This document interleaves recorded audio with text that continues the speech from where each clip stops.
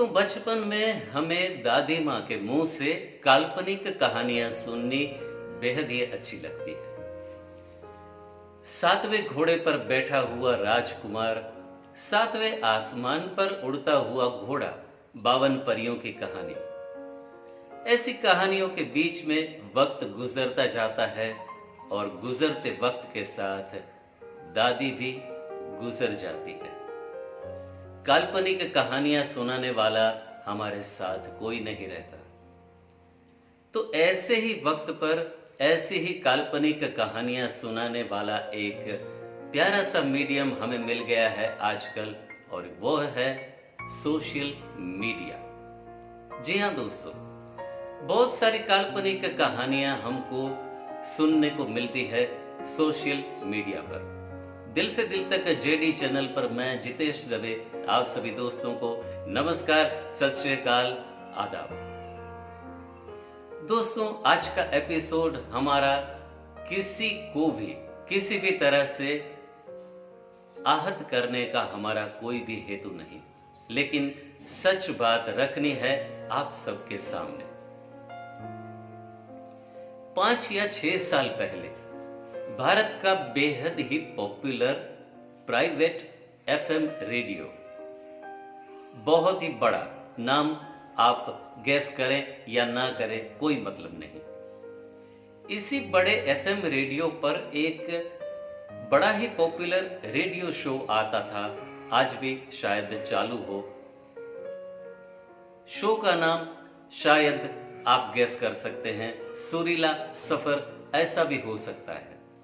उसी शो पर एक भारत के बड़े ही ख्यात नाम अभिनेता, बड़े ही दिग्गज चरित्र रोल के अभिनेता, चरित्र किरदार जिन्होंने बेहद ही अच्छे किए, संगीत पर जिनकी बहुत ही अच्छी महारत, काफी रियलिटी शोज को जिन्होंने एंकर किया, उन्हीं की आवाज में एक स्टोरी हमको सुनने को मिलती है।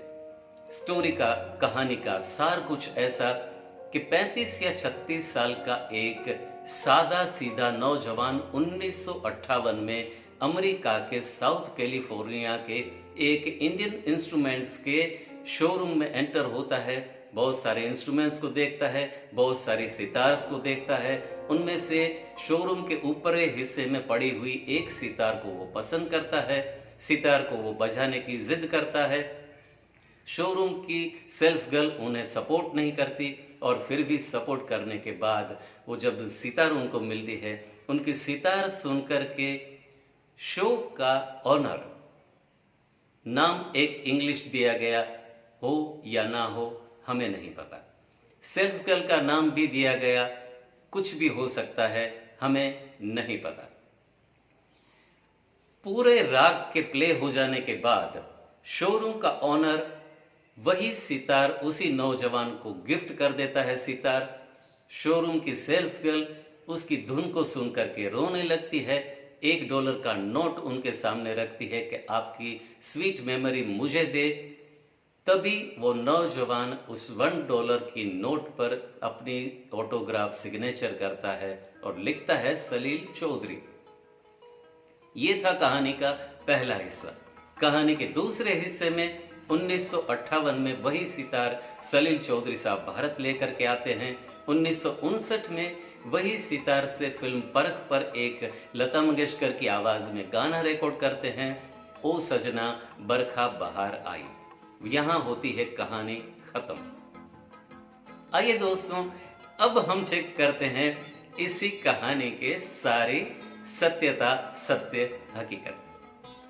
दरअसल दोस्तों, सलील चौधरी के जीवन के साथ जुड़े हुए उनके बड़े ही निकटवर्ती दोस्त, उनके सुपुत्र संजय चौधरी और उनकी सुपुत्री अंतरा चौधरी, जिन्होंने सभी ने कहा कि ये पूरी कहानी एक काल्पनिक फिक्टिशियस स्टोरी है।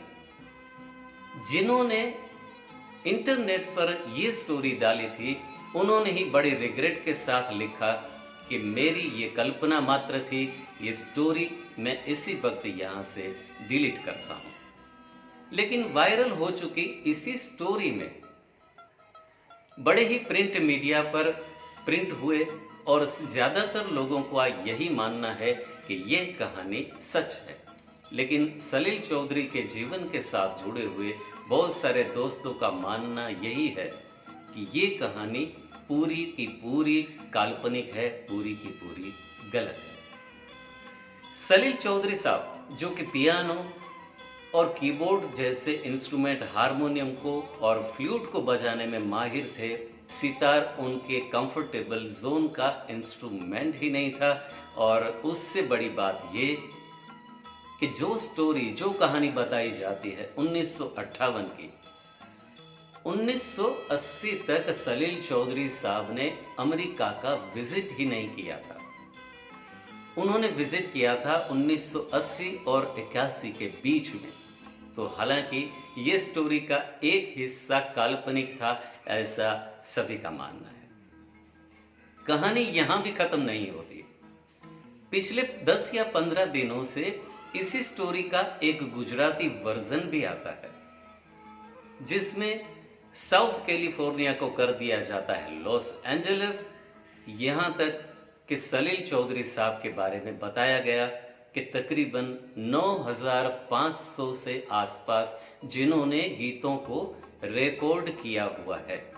सही हकीकत यह है कि सलील चौधरी साहब ने कुल 13 भाषाओं में अपने गाने बनाए, जिनमें हिंदी में कुल 75 फिल्में, बांग्ला में 41 फिल्में, मलयालम कुल 27 फिल्में और सभी भाषाओं में उन्होंने 15 फिल्मों में गाने दिए। कुल मिलाकर हुए 158 फिल्में। हर एक फिल्म में अगर हम 10 गाने भी गिन लें तो ये संख्या होती है 1580 गाने की। तो बाकी के 9500 में से कितने गाने सलील चौधरी साहब ने रिकॉर्ड किए, ये भी गुजराती वर्जन का बड़ा सवाल है। सोशल मीडिया पर कौन क्या अपलोड करता है, ये अपनी अपनी सोच है। कौन कौन सी चीज़ों को हमें देखना और कौन सी चीज़ों को हमें शेयर करना, ये हमें सोचना पड़ेगा। कहीं ऐसा ना हो कि किसी भी गलत इन्फॉर्मेशन को हम शेयर कर दें जो कि सच से बेहद ही दूर है। आज की इस कहानी के आखिर में फिल्म हाथ की सफाई का यही गाना आपको नजर करना चाहेंगे। क्या गलत, क्या सही, क्या दूध, क्या दही, कैसी कही, खूब कही खूब। दिल से दिल तक जेडी पर आज का एपिसोड यहीं पर संपन्न करते हैं। अगले एपिसोड पर मिलेंगे ऐसी ही कुछ खास स्टोरी के साथ। Bye bye, take care, have a nice day.